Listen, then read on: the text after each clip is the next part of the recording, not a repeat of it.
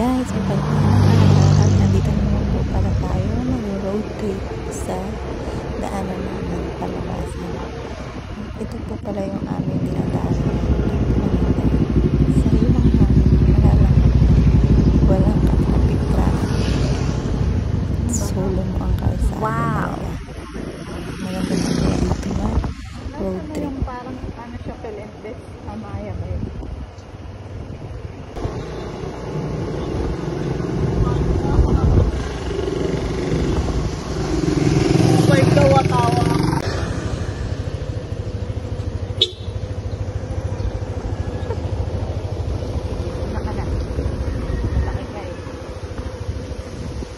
Maligo tayo dun. Malilog pala dyan. Ayun pala yung sinasabi. Tumingin ko sa kalsada. Baho. Wala pala basta tayo.